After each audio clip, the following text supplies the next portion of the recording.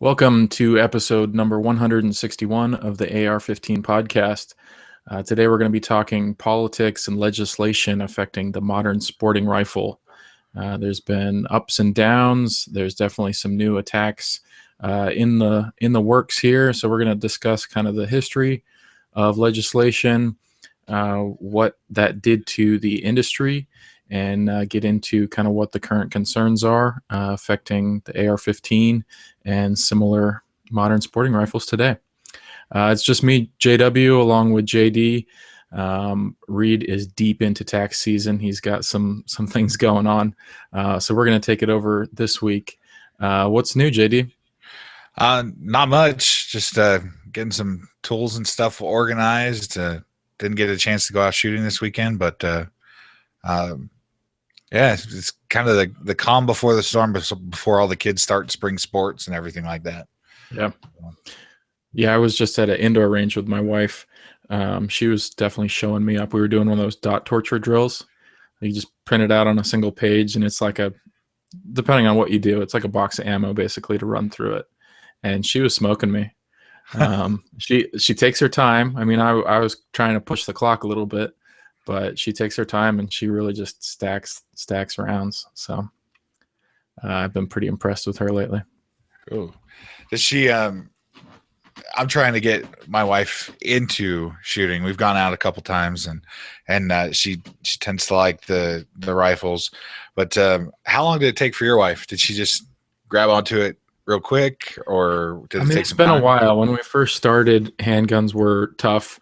She felt like they were kind of easier to mess up with, like, oh my gosh, I'm going to point it at somebody else. She felt a little bit more comfortable behind a rifle. But I think it's just familiarization time. Used to be, here's the silence 22, have a good time. That was about all she was comfortable with. And then it was like, try the M9, big, heavy 9mm. It's not going to give you a lot of recoil.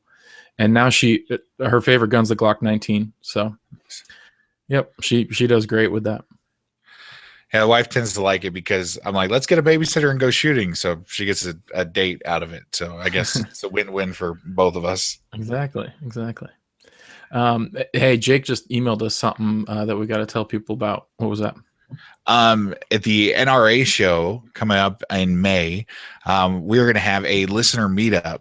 It is going to be at the Cardinal Hall of Fame Cafe on Saturday, May 21st at 7 p.m. And if they can say ambidextrous, Jake will buy you a drink. Those are his words in the email. So there's your thing. Listener meetup and a free drink on Jake if you can say ambidextrous. I've been practicing it to not screw it up all afternoon, but we look forward to seeing you guys out there. I don't know if any of us are going. Are you planning on going out to the NRA show? I haven't made any plans to do it just yet. I'll have to look at the calendar, though. I know there's a machine gun shoot coming up here in PA in a few months. Definitely want to make it out to that. And I think we're going to have a booth. Like the Firearms Radio Network is going to have a booth out there, right, with Jake? Mm-hmm. Yeah. So if that's close, you can check that out. And then I'm not going to make it across the country for the NRA show. I'll just stick to SHOT Show out here in Las Vegas. But yeah, cool listener meetup. If you get a chance to meet some of the hosts, some of the guys that are doing the shows on the Firearms Radio Network, and a free drink from Jake. We don't even get that. So the other thing JD was mentioning, we don't really have the details available right now, but there's some serious things in the works towards doing some listener giveaway builds. As far as partnering up with some sponsors that are going to provide us with some build parts. We'll put it together, tell you about the process again, and give that away to a lucky listener. So definitely stay tuned for that. We'll figure out how that all is going to work, and we'll keep you up to date on how the build goes. Absolutely. So now getting into the main topic.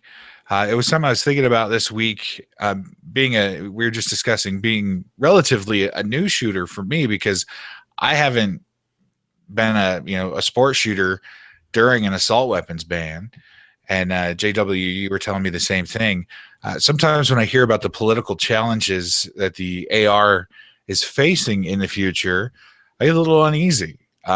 Sometimes I buy lowers in bulk.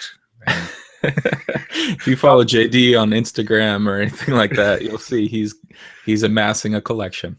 yeah, so I don't want to feel that unrest with it, but you hear the assault weapons ban, you hear people say things, talk about the barrel shroud that goes over the shoulder, stuff like that. So it makes you think, okay, so what's the future of the AR going to look like in a world where we have political changes? It seems like every 2 years, and then we either have that Congress being reelected in the House or Senate seats up, or we're in a full-blown presidential election like we are this year. So I was wondering about some of the political challenges that the AR has faced since being introduced into the civilian market back in 1963. And really, after I went through and researched it all, I kind of feel a little bit better, a little bit more at peace knowing that our favorite black rifle has survived several assaults on it. In fact, it's survived every assault on it because today it's still here and it's one of the most popular rifles in America.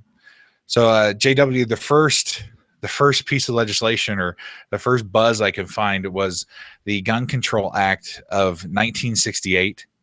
They weren't. It was kind of spurred by some political assassinations of President Kennedy and other assassinations that had taken place where guns were being sold through catalogs. Like, you just buy a catalog, they ship it to your house. So the Gun Control Act of 1968 established the FFL system, where there was actually federally licensed dealers that would sell firearms, and they were registered with the United States government. They also required each firearm to have a serial number, a unique serial number, so they could identify the firearm, because some of them would come out with no serial numbers. I read a story of where 100 rifles each had the same serial number. So for me, the government may have other ideas, but for me, if I have a rifle that has the same serial number, it makes it hard if I want to do a tax stamp on one of them and knowing which one, or having to prove, or if it gets stolen, insurance purposes, trying to say, hey, this is the serial number on it, but it turns out that I've got 4 others that have the same serial number, or somebody else has got the same serial number. So somebody else commits a crime with something that shares the number, and all of a sudden something in your collection is wrapped up in all that. Absolutely. So I see the meaning behind those things in the Gun Control Act of 1968. And so that was the first real, I don't even know if I'd call it a challenge, JW, that the AR faced. What do you think? Well, I mean, it meant that you couldn't just call up whoever, Sears and Roebuck, and have one delivered straight to your house. So, I mean, it's a limitation on rights. It's creating some sort of system. It's saying, okay, here's our pie of Second Amendment rights. We'll cut a little slice. We'll give it to you. We'll compromise. And so there's definitely less pie there, but it's still enough to have a good time. We'll see as the years go on, we kind of cut more and more and more slices and asked to compromise again and again. But I'd say, looking back at 68 and kind of the way things went beforehand, I just can't imagine people today being okay with reverting things to that sort of a system. Having FFLs that are doing background checks now, that are facilitating transfers between people across state lines. It's all commonplace now, and we're used to dealing with that. So I can't see kind of reverting back to anything prior to that. I would take a massive amount of, political power to even try to pull that off. But I think you're right. I think we've just kind of accepted that. It's kind of our way of life now. And then moving on, in 1986, I think it's the Firearms Owners Protection Act. Mm-hmm. What is the name of it? Yeah.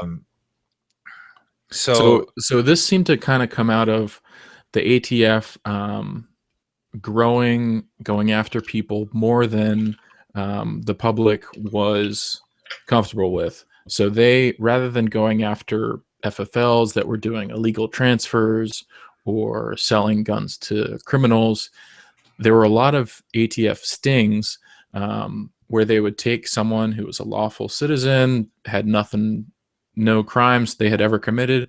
They would go after them and say, hey, would you like to buy this special firearm here? Would you like to transfer this one across state lines, do this or that? They try to entrap people into performing illegal behaviors only at the behest of the agent themselves. It was getting out of control, and Congress stepped in and said, hey, the ATF needs to go after the bigger scale crime here, the organized, the actual bad guys, rather than trying to turn lawful citizens into lawbreakers. So it's named well. It's Firearm Owners Protection Act. In the process of it moving its way through Congress, there were a couple barbs that got stuck onto it, though.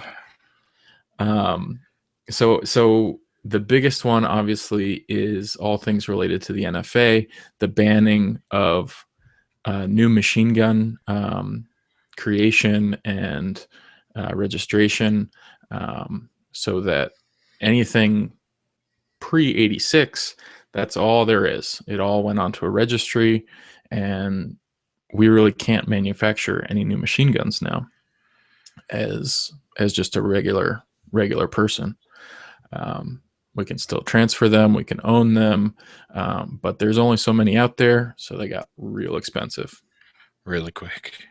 Yep. That's the reason that piece of legislation in there is the sole reason I don't have a Ronald Reagan tattoo on my arm or anything like that. So that's my one beef with President Reagan. A couple other things I found. People call it the Hughes Amendment, and so Hughes was the lawmaker that kind of right at the last second decided, hey, you know what? While we're passing this great thing for gun owners, how about you just compromise just a little bit and let's ban machine guns, the creation of new machine guns.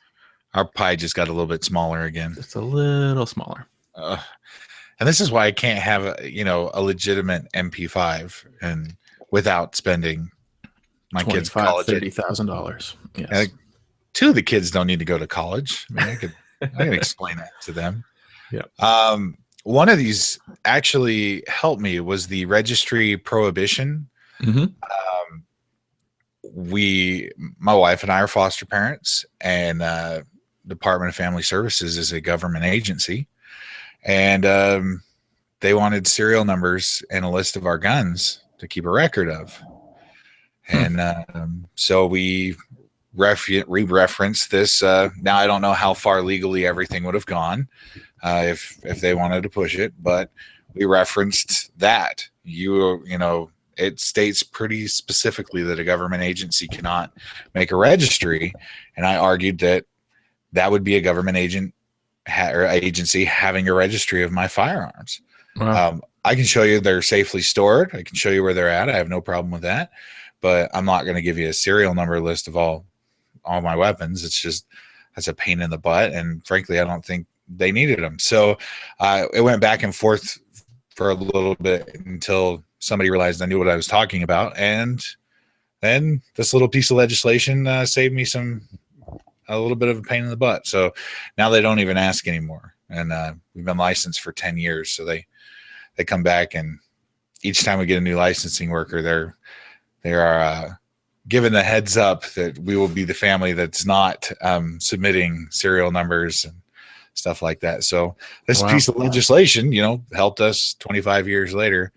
It's still a regular part of their course of doing business, and they're still asking for it of everybody else. And if you don't know to push back, they got plenty of people submitting lists. The gun community here is pretty boisterous when stuff like that comes up. So when it got out, it made a little bit of news. So other foster parents are doing the same thing. So it actually changed policy for the department that they now know it's part of their training now, because you can't have that list. So look at you. Good work. Yeah. I'm pretty sure I paid for it in other ways that they punished us, but a couple of the other benefits to to FOPA, where the safe passage provision lets you travel between states. Say I'm going to New Hampshire with my SBRs and silencers, and I have to drive through a couple less than friendly states from Pennsylvania here. That's an understatement. Yes, less than friendly. That's allowed by FOPA, and so that says if you go through a state that has more stringent rules, as long as your beginning and ending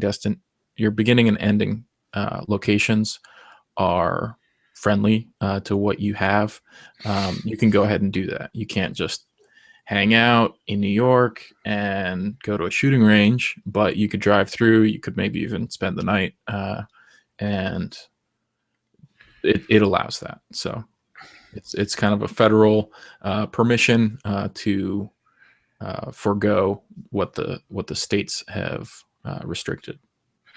And not all, just a disclaimer, not all law enforcement agencies are up on that and understand that. So be sure you're kind and polite if you are pulled over or confronted, and know that at the end of the day, no matter how far inconvenienced you are, the law is on your side in that. As I deal with going through California to go back up to the Pacific Northwest, I've had some conversations with CHP and stuff like that. Some of them very well informed, some of them not, and you just let them do whatever they got to do until somebody tells them it's okay. So right, and it's not going to change local carry laws. It's not like you can just have a hot SBR locked and loaded in your passenger seat rolling through DC. That's definitely not condoned, but keeping it locked up in the back, good to go.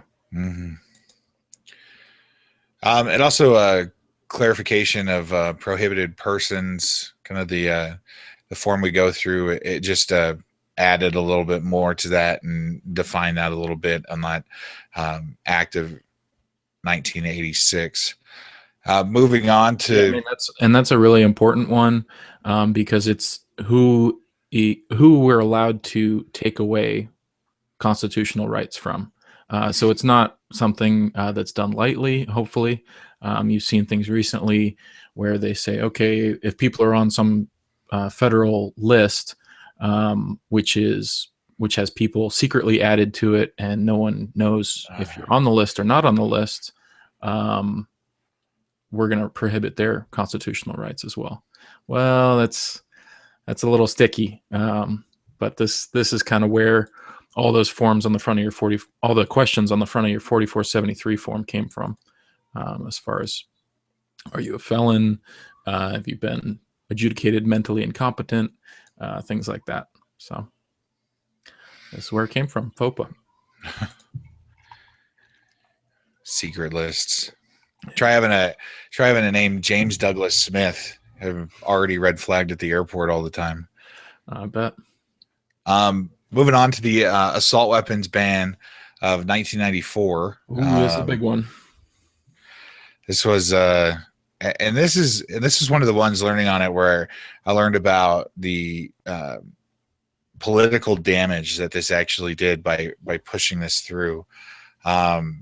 President Clinton was in office when this came through, and it pretty much went after the characteristics of the AR, whatever, from pistol grip to the stock. I mean, things that, a pistol grip doesn't make a gun more deadly, neither does a stock, a bayonet mount. I mean, the last time I've had to fashion a bayonet on my rifle, it's probably been since Vietnam, and I wasn't even there.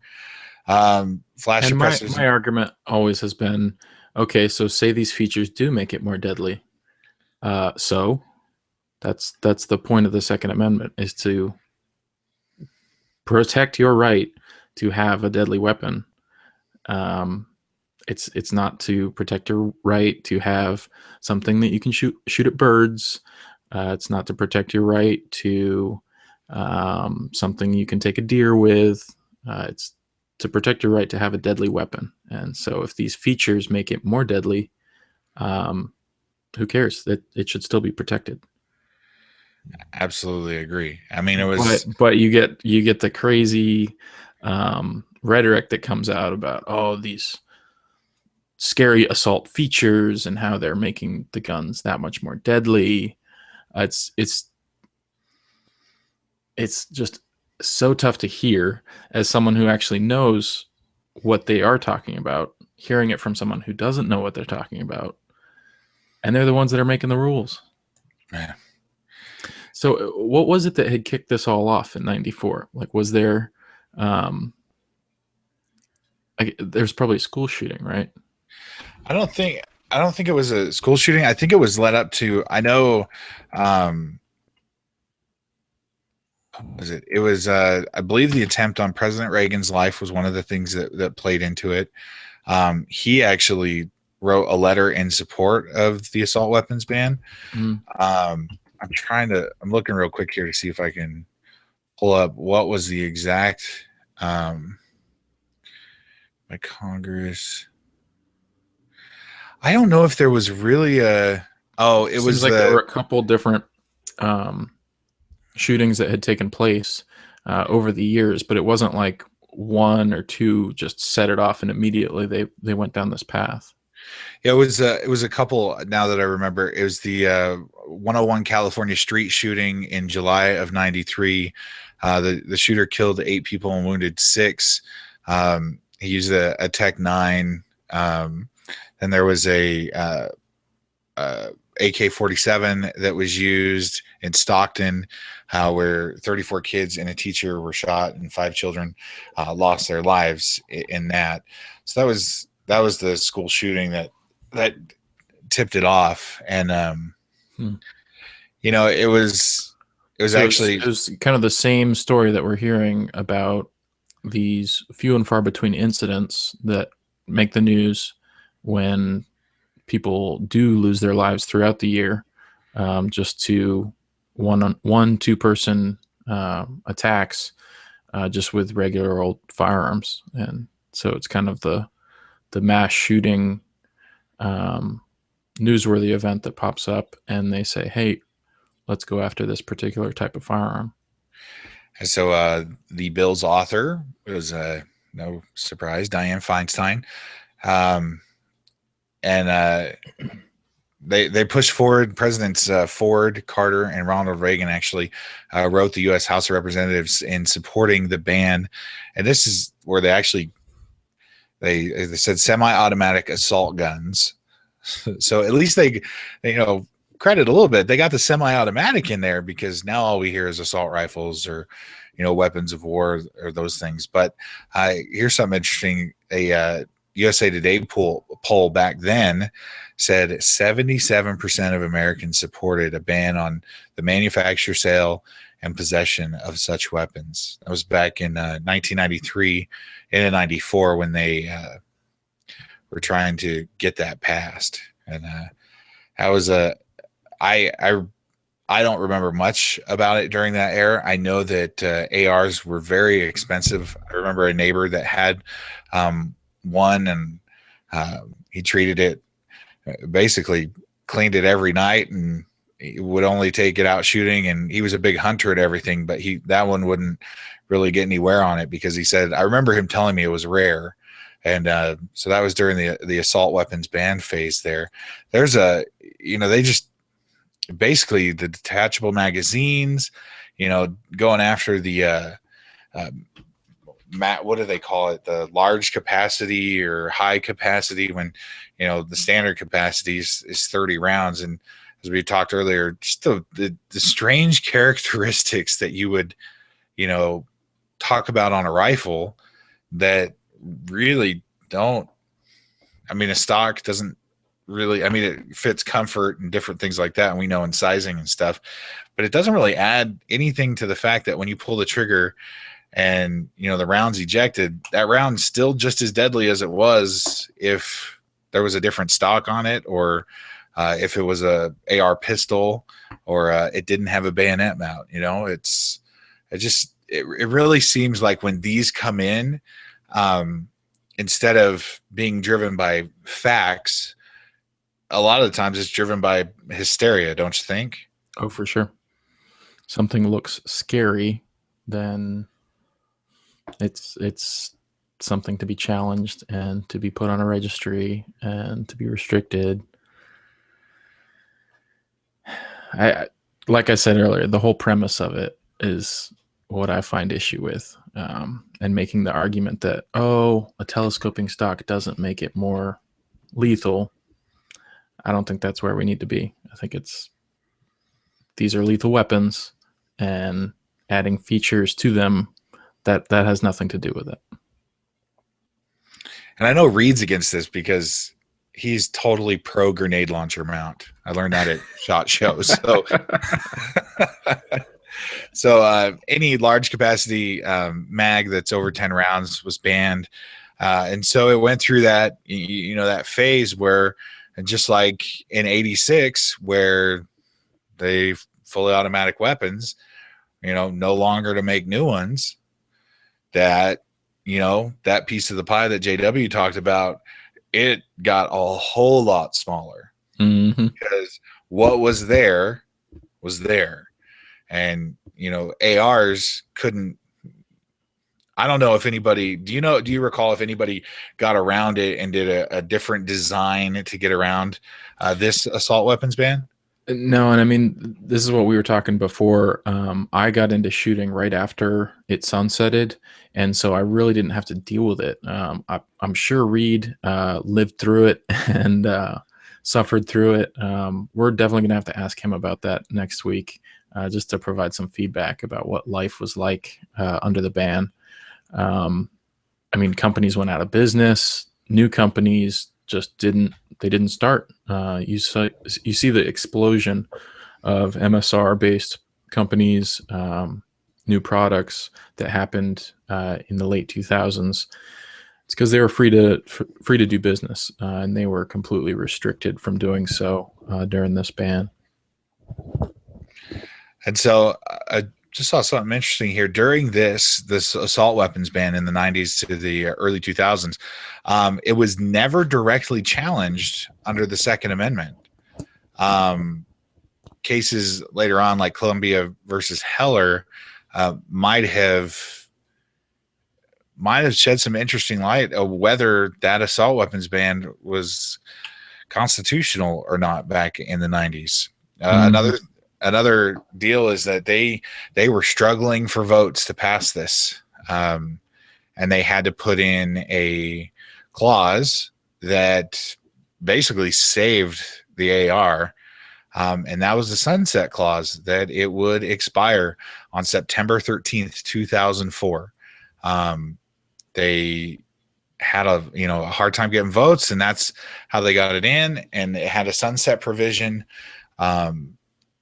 They really wanted the ban to continue, but of course, there was a different political change in that time in 2003, 2004. President Bush was in office, so there really wasn't the push to be able to get it. And in fact, President Clinton said that the assault weapons ban cost them the Congress in voting over, I believe, the next 6 years when he was in office for the rest of his first term and his second term. It cost him the majority in Congress. So it's one of those. I think you're going to see similar things. You have in places like Colorado, where they have taken control of Second Amendment sort of rights. They've really restricted things, and people got voted out.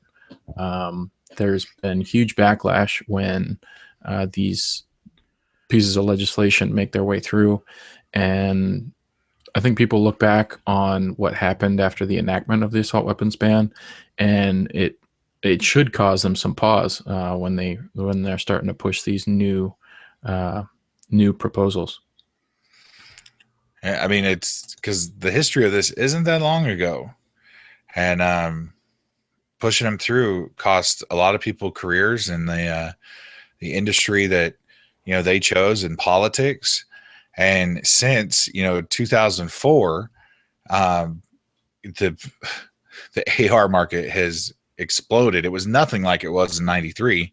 It's probably 10 times that, would you think, JW? I mean, all the companies and everybody who's involved in making or producing or accessories of ARs. I mean, it's massive compared to probably what it was in 1993.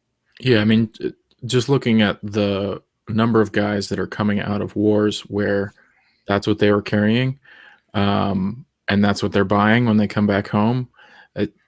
I just don't think it can even compare. The industry's just absolutely exploded since then. And so we have had some late, more recent pushes for assault weapons bans. The 2013 one. This was within hours after Sandy Hook. There were, what do they call them? The poll things on the White House website. People were calling for the ban of assault weapons. Feinstein went ahead and introduced a proposed bill, clamping it down even tighter than the 94 ban. That was kind of a two-feature sort of ban, kind of like what California has. You have semi-auto rifles, you've got removable magazines, and then you've got one or two features that put it on the list. This latest one was just one feature. They named 150 guns specifically that you just can't sell or buy, and then of course all magazines that were greater than 10 rounds. It kind of wound its way through Congress a little bit, the NRA. This is when LaPierre came out and really pushed the whole, the only thing that stops a bad guy with a gun is a good guy with a gun. It's all the fallout after Sandy Hook, where someone was able to just take over that building, and they went after the guns rather than school security or the other ways that we can protect soft targets. So they went after assault weapons again. Then it was voted on in the Senate. It failed 40-60, and there's some interesting polls that have come out as far as which demographics supported or were against that. I mean, tensions were high after that incident, and you had rhetoric from the president saying he was going to use any power he could get his hands on to push some sort of rule through. People got nervous, and I think a lot of guns got sold. An insane amount. I don't think that corrected itself for probably 8 or 9 months post the that rush on firearms. I mean, everything. I remember going to websites and seeing, buying magazines at $12 a pop, and then going back to the same said website, and it was $89 a pop. I mean, there's a lot of price gouging. There's a lot of panic buying. I mean, things were no longer less expensive than soil. The 22. I mean, try to find a box of 22 around. A couple months after that, it was non-existent. People were scheduling, setting alarms to go meet the delivery truck at Walmart to see what they had on the on the shipment. I mean, it was crazy.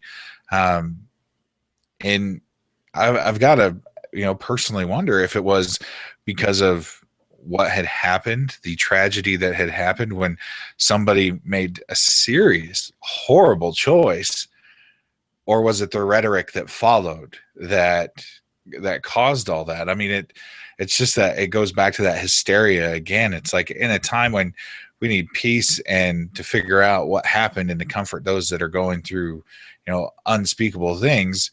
Exactly. It just seems like we get all fired up and politics takes over and rhetoric, and people forget that it's, and it's always proposed regulations that would have nothing to do with preventing what just happened. It's just, it's a sad cycle that we're seeing kind of go over and over again. since the beginning, when the first assault weapons ban was born out of another shooting that took place by just one individual who decided to make bad choices. I mean, that's the meme that goes around, or the saying that goes around. There's roughly 325 million guns or something in the United States. One of them or two of them was what was used. The rest of them are with law-abiding citizens that, love to sport shoot, want to defend their family, and cherish their Second Amendment right to be able to own that firearm. So that one failed in it was 2013. That one failed 40-60 in the Senate. I believe that was a split. A Senate and the House were split by the two parties, so I don't imagine it would have gone through. Then the latest attempt was after what happened in San Bernardino, and which in California that currently has an assault weapons ban. They have several characteristics and things that you have to, registry or approve guns and things. And so when that happened, they went again. They tried to push for an assault weapons ban, and it kind of, I believe, backfired on them a little bit. Don't you think, JW? Yeah, it seemed like there was a swell of support back in 13, 14 after these first couple highly publicized incidents. There was a lot of support that was kind of rising for those sorts of bans, limitations.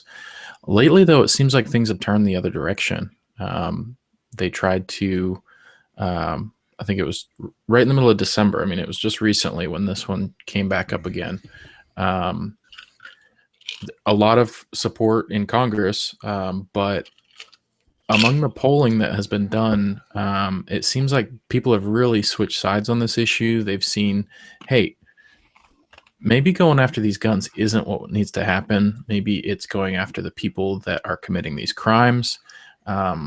Hey, there's all these laws that are already on the books that, yeah, you're not supposed to be buying guns for your boyfriend.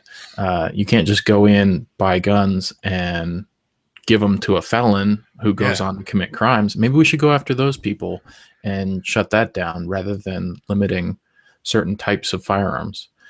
So I think there's some sensibility that has entered the public just because of all the discussion. People have realized, wait a second, maybe it's just rhetoric, maybe it's people using fear tactics rather than actually knowing what they're talking about. And so the dust is kind of settled. People have realized that going after certain types of firearms, maybe that's not really going to have an effect on crime. And even how to purchase, banning, a lot of states taking the banning private sales, or the private sales have to go through now an FFL dealer to run a background check or things like that. I don't know about you, JW, but I've made several purchases locally where I'm able to do a private transfer here in Nevada legally.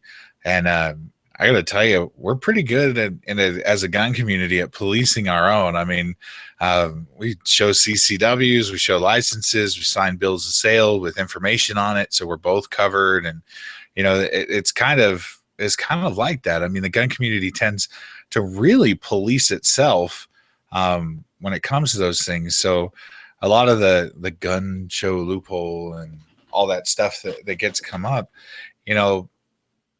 bad people are still going to find a way to get a tool into their hands to do bad things. Regular law-abiding citizens are going to follow the law, and they're going to go out of their way probably to keep following the law.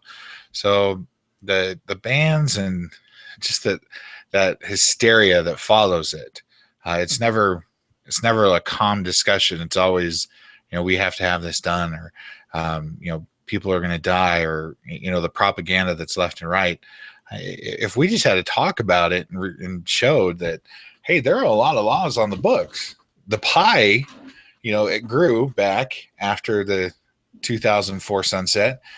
But that pie is a cherished right, and when you have something like that you want to take care of, you make sure you follow the rules with it. And I think 99.9% of gun owners are that way, don't you think? Absolutely.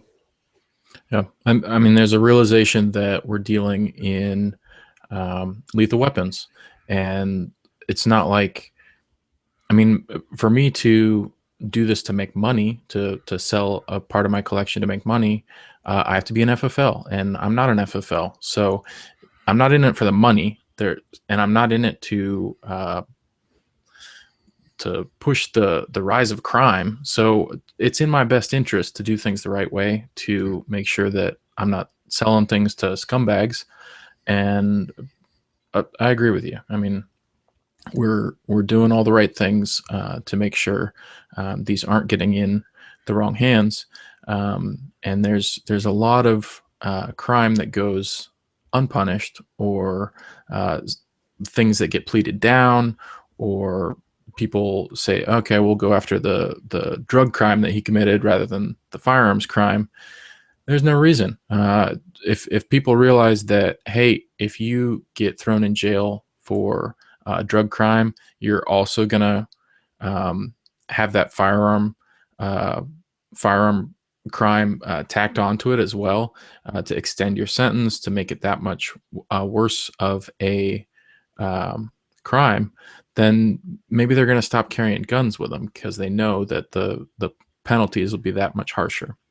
We're just not doing that. Yeah. And so that kind of leads into something that we put down here under future challenges. We'll get to in just a second. There are states with current assault weapons ban, in California, Connecticut, DC, Hawaii, Maryland, Massachusetts, New Jersey, New York. These are the not so free states, as I say. Mm-hmm.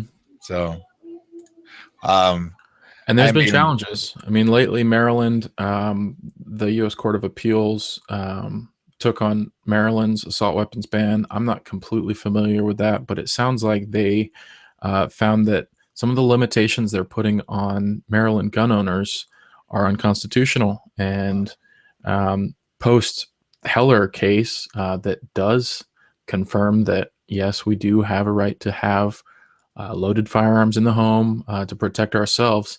That the limitations that Maryland was putting on people are above and beyond what's constitutional. So it'll be interesting to see where this one goes, how high it goes up. I mean, the Supreme Court hasn't taken this on since Heller. If things do get raised to that level, then they could turn back some of the limitations that states have put on certain classes of firearms. They do have the right to make their own legislation, but if that legislation limits a constitutional right, the feds kind of step in. And so I think that could happen here. it could happen. It also, the opposite could happen with the state of the United States Supreme Court. That's why supporting the Second Amendment, the Second Amendment Foundation, the NRA, and those guys that lobby on behalf of our Second Amendment rights is very important. It's a very, very one of the things that adds to the kind of the political scheme right now of everything that's going on, is that there is a vacancy at the Supreme Court, and who's going to be nominated to fill it. So that's why it's important to be involved politically with those organizations that support firearms and the AR and the Second Amendment. I found it, as we're talking about the assault weapons bans and stuff, and all the hysteria and the people getting in front of the podium and telling us all these things and how these are such bad guns, and then you've got this that you added from the state senator that supported the assault weapons ban there in California. Why don't you tell us about this winner? Oh, everybody's heard of Leland Yee here.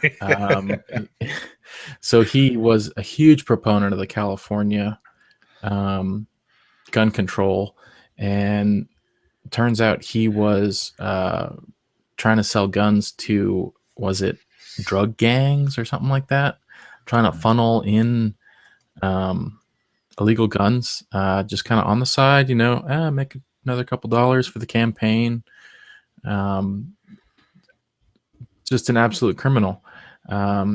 Turns out they are kind of dismissing all of those firearms charges, and they're just locking him up on bribery charges, racketeering. And so he's just going to kind of go for a couple of years to a real nice federal prison where all the white collar guys go. And it's like there's another standard for those that are in power. I'm going to just say, if you or me ever get busted for arms trafficking, we're going to get the book thrown at us. We're not going to get the plush prison cell and everything like that. We're going to be breaking rocks in Siberia or something like that. But it's funny, the hypocrisy that runs through there.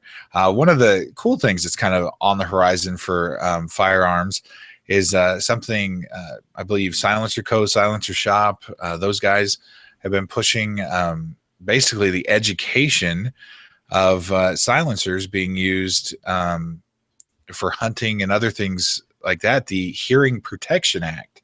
Why don't you tell us a little bit about that, JW?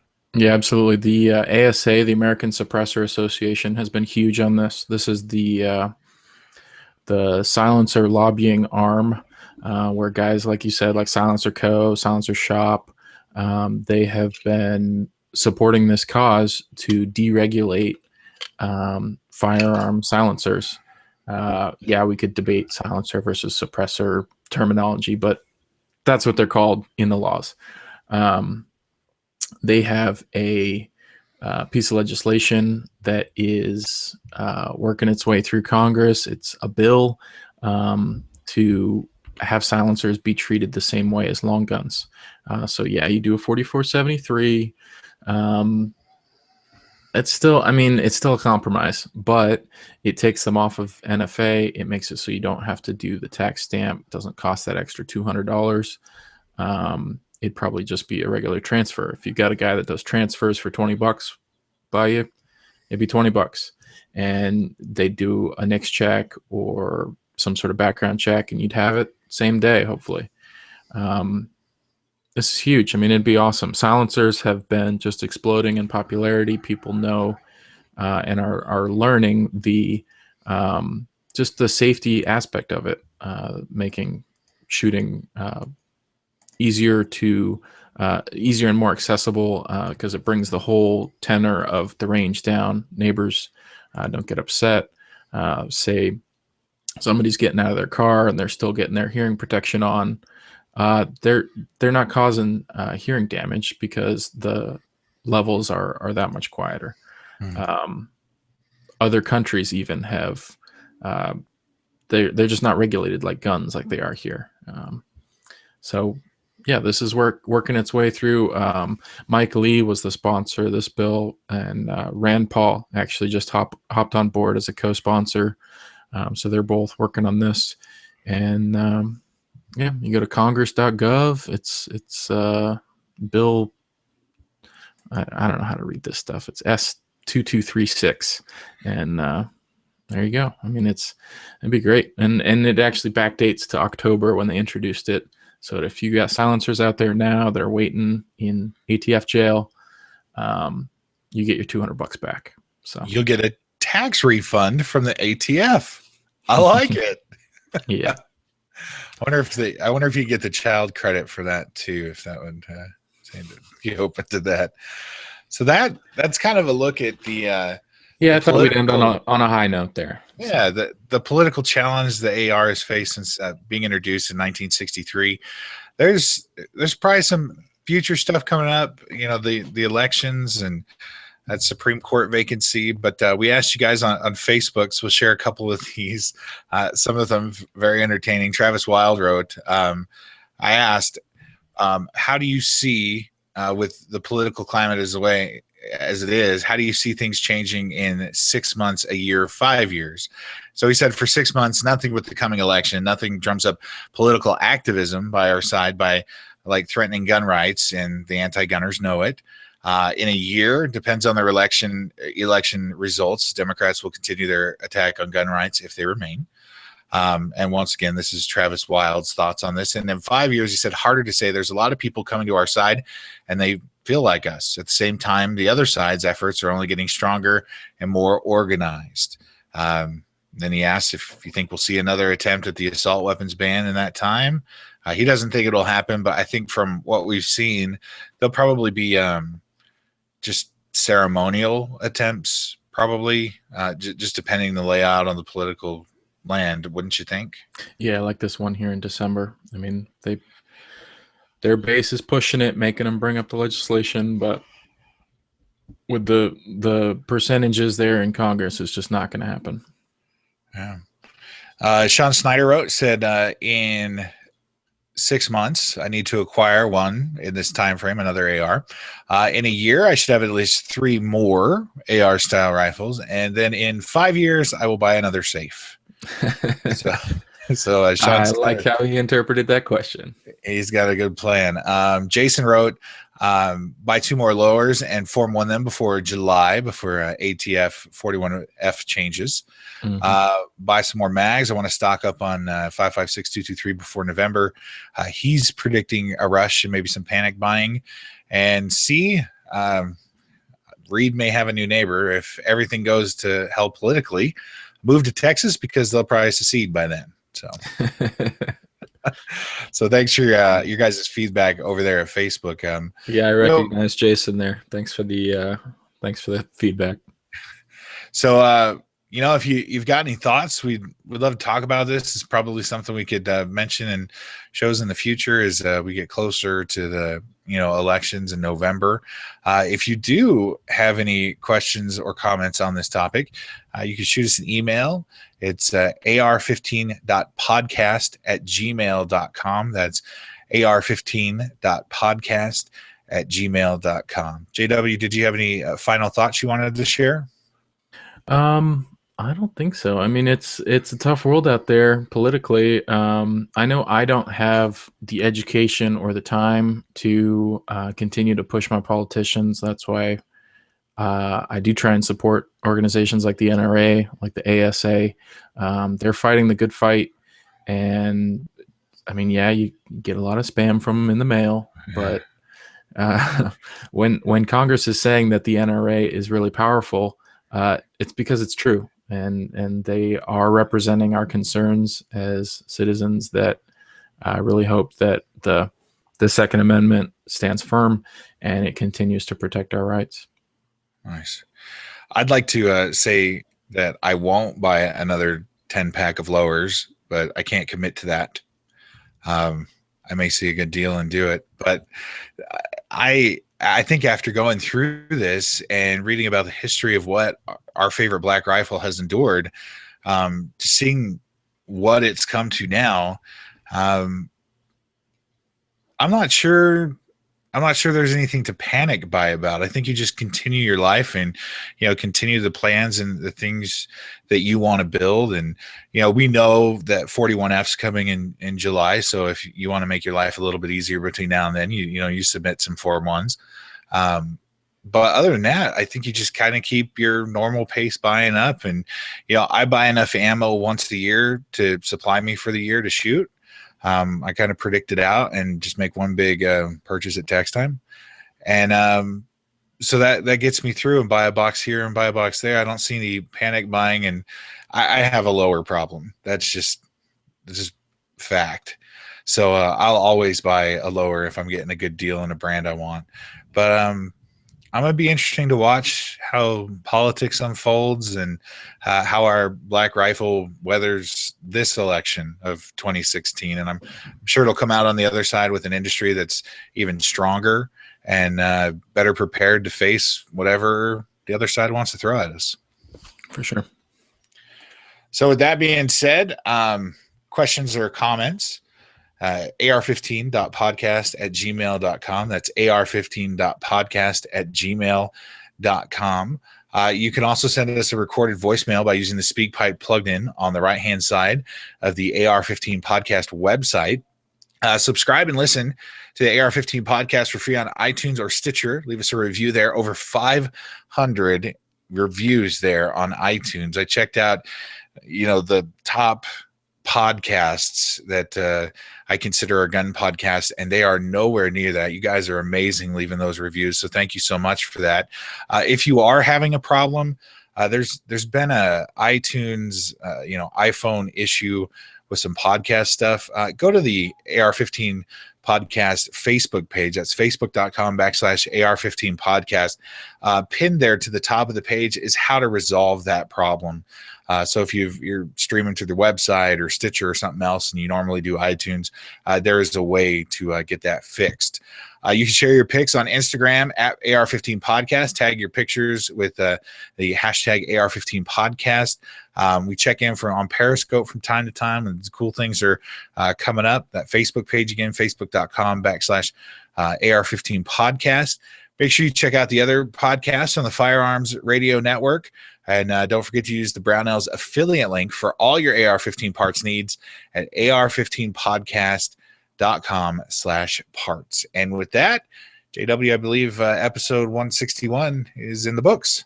That's it. Yeah, I just recommend everybody check out the website. I know Jake's been doing a lot of work over there. It's really kind of a team page now. AR15podcast.com brings you right into the network, so you can see all the other shows available. And I just want to echo that point to check out some of the other shows. There's some great content, so give it a try, and we'll talk to you again next week. Take care.